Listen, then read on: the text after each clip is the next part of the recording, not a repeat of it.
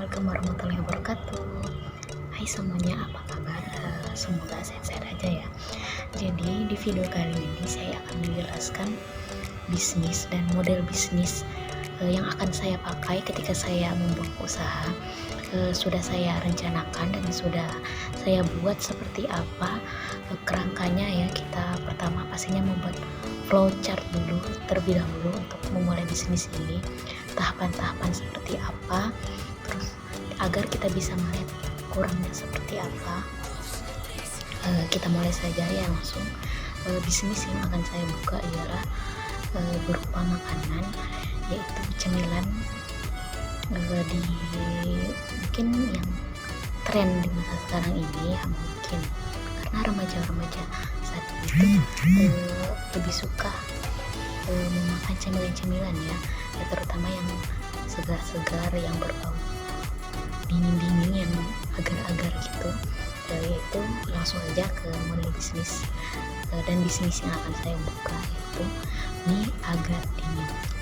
Kita mulai dari seperti yang pertama, bahannya ada apa aja. Yang pertama kita perlu menyiapkan cup atau mangkuk. Untuk proses penjualan itu secara online ya. Kalau untuk offline mungkin bisa juga memakai itu, atau kita lihat bagaimana nanti ya. Untuk cup mangkuknya bisa berukuran 200 ml, 300 ml, 400 ml, dan 450 ml. Ini tergantung kepada permintaan si pembeli. Jadi setiap size itu harganya berbeda. Mungkin harganya bisa kita tentukan nanti. Untuk sekarang kita tentukan alat dan bahannya terlebih dahulu, dan model bisnis seperti apa yang ingin kita pakai. Lalu langsung ke bahan-bahannya. Bahan yang saya pakai adalah bahan yang sehat ya, tapi berbentuk saset, namun agar yang terkenal memang sudah sehat dari zaman dahulu, yaitu agar Nutrijel. Lalu kita menggunakan sedikit tambahan gula, dan untuk airnya kita menggunakan sirup marjan berbagai rasa. Begitu juga dengan Nutrijel berbagai rasa, sesuai dengan permintaan dari pembeli. Lalu alat yang kita gunakan, pencetak agar pastinya banyak ya, ada panci, ada lainnya, gelas takaran, terus lemari pendingin terutama untuk mendinginkan es. Lalu bahannya ini memang produk bagus ya, Nutrijel marjan ini memang produk bagus, terus harganya lumayan terjangkau untuk pemula.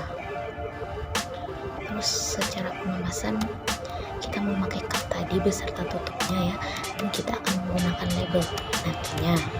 Nah, selanjutnya lalu kita lanjutkan untuk part-part sheetnya, yaitu supplier bahan.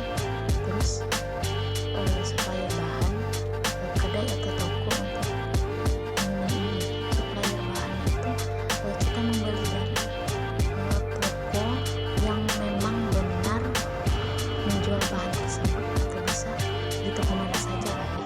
Mungkin di supermarket juga bisa, atau toko seperti agen ya, mungkin akan lebih murah bahannya. Terus untuk key activitiesnya ada pembelian bahan tadi, pembuatan dan pengemasan produk, baru penjualan produk. Dan selanjutnya value proposition, itu produk halal dan pastinya sehat, udah pasti ya. Terus terhindar dari bahan pengawet atau pewarna. Pewarnanya ini maksudnya pewarna bukan ini termasuk Nutrijel seperti terkenal dengan tidak memakai pewarna makanan, mungkin warna alamnya ya. Terus untuk berorganisasi sudah pasti. Terus untuk relationship-nya antar pesanan hanya di sekitar daerah itu saja ya, daerah yang bisa terjangkau. Misalnya saya kan di daerah Bitung, di Kecamatan Tanjung Pandan ya, mungkin di Tanjung Pandan nanti kecuali bisnisnya sudah maju dan saya membuka cabang, mungkin bisa melakukan pemasaran ke daerah yang saya mempunyai cabang-cabang tersebut kepada negara. Terus diskon pada waktu tertentu itu pasti menyenangkan hati pembeli pastinya, agar mereka betah gitu kan membeli produk yang kita jual. Terus customer segmentsnya ya tentunya untuk semua kalangannya, terutama remaja ya. Lalu selanjutnya kita ada key research, alat-alat pembuatan, spanduk, meja dan tempat duduk, alat tambahan. Terus ada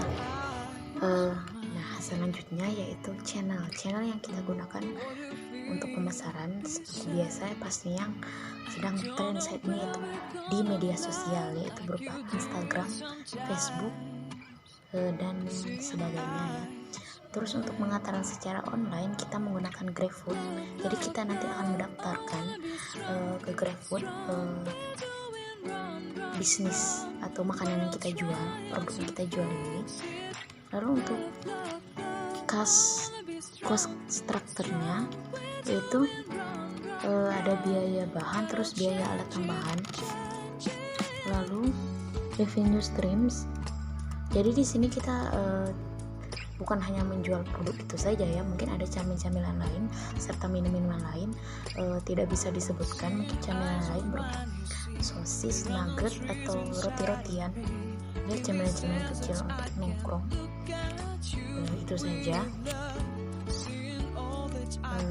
Kita langsung saja pada intinya, yaitu ke model bisnis yang akan saya gunakan, yaitu model bisnis break and click, yaitu di mana model bisnis ini itu mempertahankan model bisnis offline sekaligus juga menyediakan bisnis online juga. Jadi dua-duanya ini bisa dipertahankan atau digunakan dalam menjalankan bisnis dengan model bisnis ini ya. Lalu model bisnis ini tuh juga menggambarkan pemikiran tentang bagaimana sebuah organisasi menciptakan, memberikan, dan menangkap nilai, yaitu nilai bentuk ekonomi, sosial, budaya, atau nilai lainnya.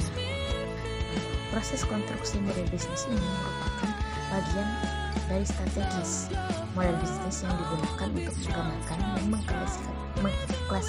mengklasifikasikan usaha, terutama dalam pengaturan kewirausahaan, tetapi juga digunakan oleh manajer dalam perusahaan untuk mengeksplorasi kemungkinan untuk pengembangan di masa yang akan datang. Lalu model bisnis ini juga terkenal beroperasi sebagai resep bagi manajer yang kreatif. Jadi bisa memunculkan ide-ide yang inovatif, seperti itu contohnya. Lalu model bisnis ini juga disebut dalam beberapa kasus dalam konteks akuntansi untuk tujuan pelaporan kepada publik. Mungkin itu saja yang bisa saya sampaikan. Mohon maaf bila ada kata yang kurang atau kurang berkenan di hati saya atau video ini. Saya kira mungkin cukup, dan mohon pengertiannya dalam penyampaiannya. Lalu jangan lupa like, comment, dan subscribe channel ini. Terima kasih. Assalamualaikum warahmatullahi wabarakatuh. Semoga dalam kesempatan kita semakin dan semoga bisnis yang direncanakan ini memang benar-benar bisa terlaksanakan. Amin. Terima kasih.